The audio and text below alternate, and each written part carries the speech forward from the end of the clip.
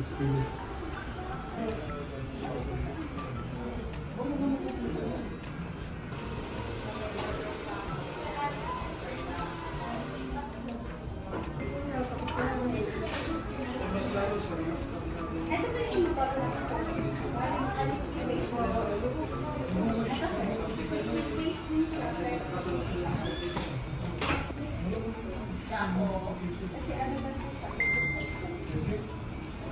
Okay.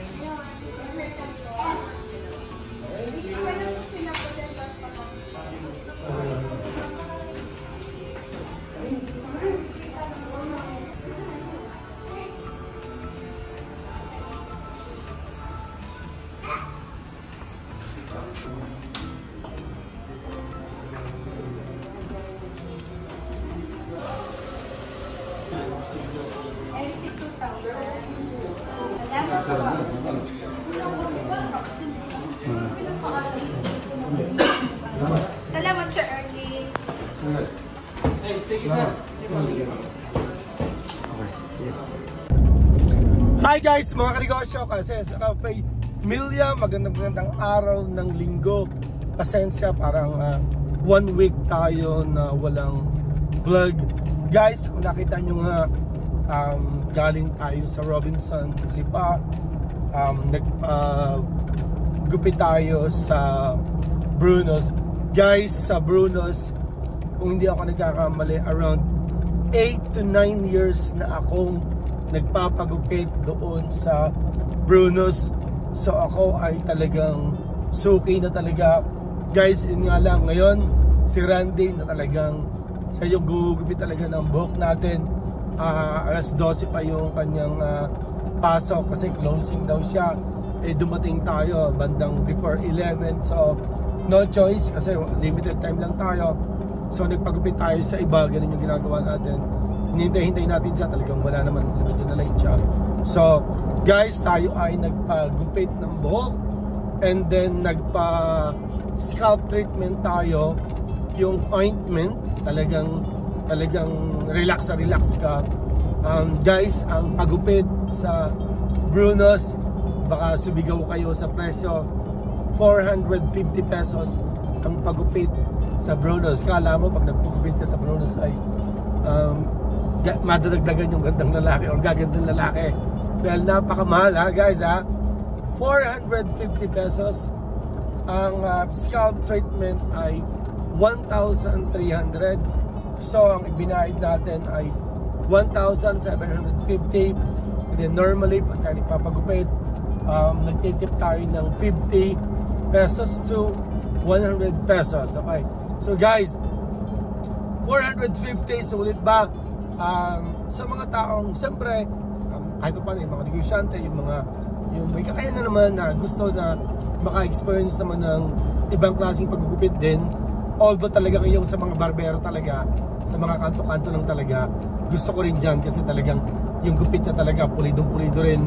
Although yun nga, yung iba hindi aircon or may mga ibang ginagawa yung dito sa Bruno's na maaaring hindi ginagawa sa mga barbershop. So guys, itong business na ito, ang gupitan business, ang parlor, ang barbershop, isa sa negosyo na gusto kong gawin.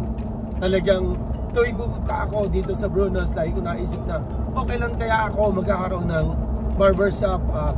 May mga kinakausap ako na taga sa atin na magugupit, ino-opera natin. Sabi ko, ikaw na mag-manage, mag-open tayo.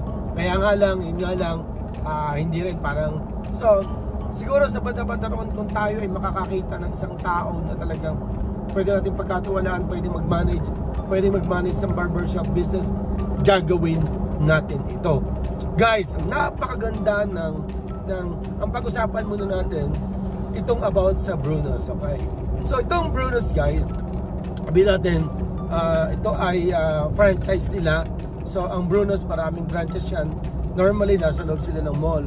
So hindi naman natin sila na interview, pero yung si Randy sabi niya 5 hanggang 6 na tao nagugupitan.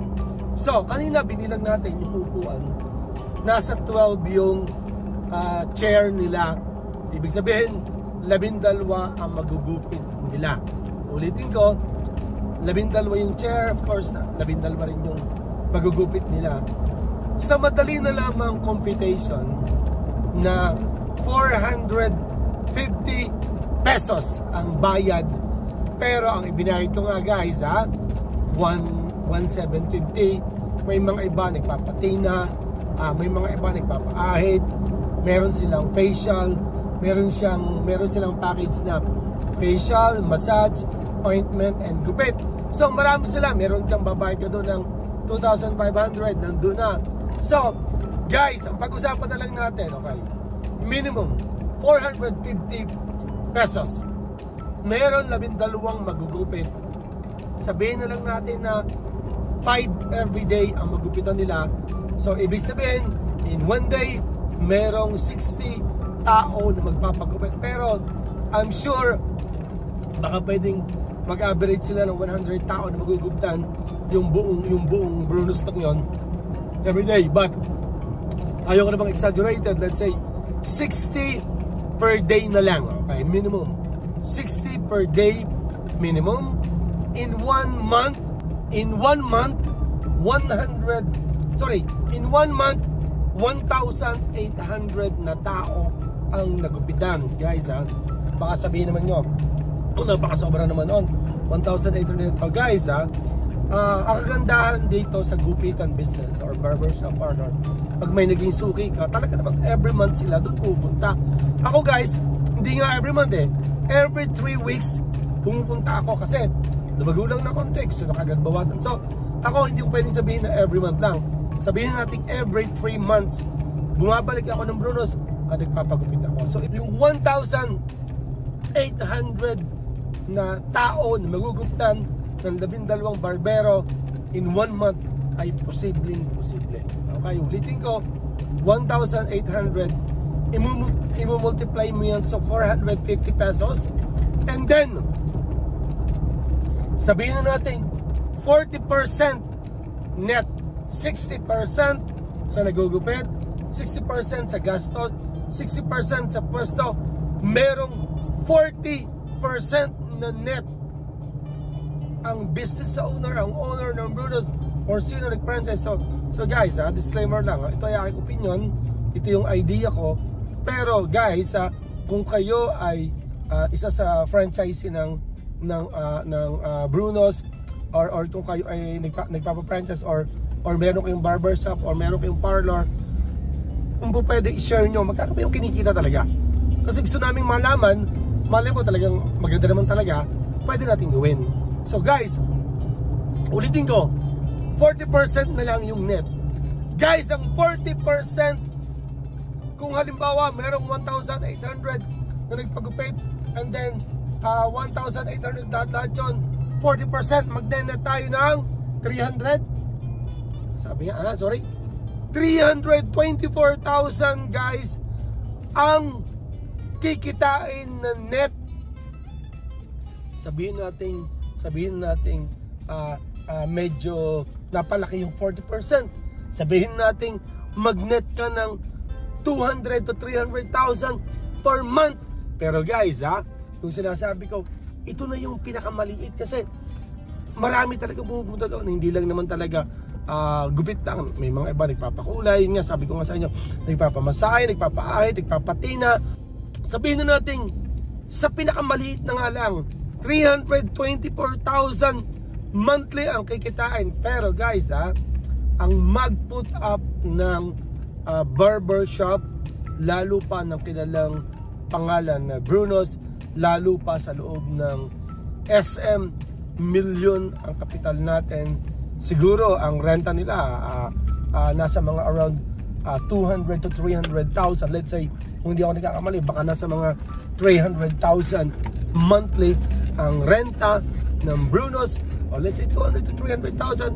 Sino ho ang nakakaalam ng renta sa mga mall? Let's say, yung pwesto ng Brunos, magkano kaya ang renta nila? Hayaan nyo, magbablog tayo, i-share natin, mag-inquire tayo sa SM, mag-inquire tayo sa Robinson, i-share natin. So guys, napakaganda ng business na barbershop business, kasi lalong-lalo na, okay, ano ba yung mga dapat tandaan? Dapat talaga meron tayong sa counter, meron tayong staff talaga na mabait, na talagang yung kasi dito pwede ka magpa-book, pwede kang tumawag, pwede kang in advance booking.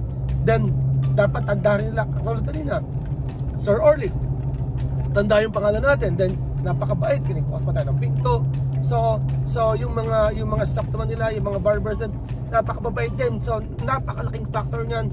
Siyempre maganda yung facilities, maganda yung mga upuan yung ginagamit. So para sa akin, nag-invest din talaga sila ng napakalaking halaga. Siguro ilang milyon din kasi yung pagpapaayos pa lang. Then of course ang renta, long term naman yung rentahan dyan. So in advance, meron talaga na nagagad, hihingi agad ng 6 months advance, 6 months deposit na agad. So napakalaking investment, pero napakaganda ng kita. Para sa akin, kung talaga mamamanage talaga ng maayos, pero I'm sure Bruno's, I'm sure itong pinagpapagupta natin, napakalaki na kinikita niyan.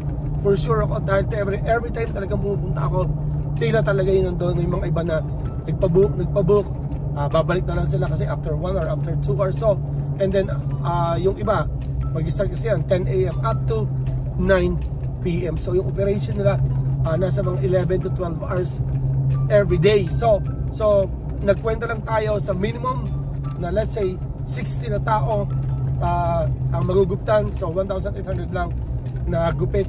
Yan ay sa gupit pa lang, sa minimum na ibabayad. Ulitin ko, yung minimum is 450 pesos per person. Ako nga, nagpagupit tayo 1,450 yung gupit, 1,300 ang scalp treatment. So sa mga may negosyo na about parlor or barbershop, paki-comment down below, baka kayo may idea, meron kayong pwedeng ma-suggest. So ang vlog natin ngayon guys ay medyo mamahalin na barbershop. Next time mag-vlog tayo yung mga ordinary mga barbershop lang. Next time yung parlor, and then mag-vlog tayo magkano ba talaga ang initial capital kung tayo ay papasok sa ganitong business. So ngayon, ang pinag-usapan natin, medyo nauna yung medyo mamahalin na barbershop, which is Bruno's nga, located sa Robinson. So alam nyo, maganda itong business ito kasi regular yung kita. Dahil marami talaga nagpapagupit, umahaba po. Ngayon, kaya maganda, may mga regular customers ka rin kasi nga yung mga satisfied. Sa katulad ko, gusto ko talaga pag upo ko, alam na agad ng barbero gagawin, alam na agad na mahilig ako sa masahe, alam na agad na inaantok ako lagi. So parang alam na agad natin, familiar na tayo sa gagawin niya.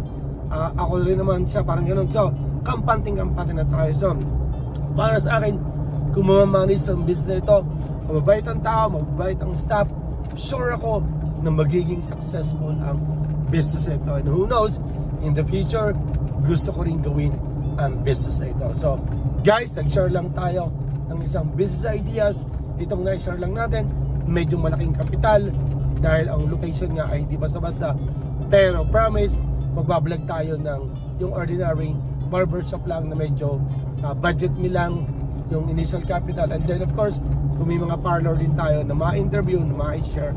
Na pinakamahalaga, ating pag-uusapan next time, magkano ba yung posibleng capital bago tayo mag-start ng barbershop business. So mga kanegosyo, kasi sa pamilya, maraming salamat po. Kung hindi ka pa po nakasubscribe, please subscribe, like, comment, and share. Kita-kits po tayo sa susunod nating video. Sabay-sabay po tayong masenso. God bless po. Bye-bye po.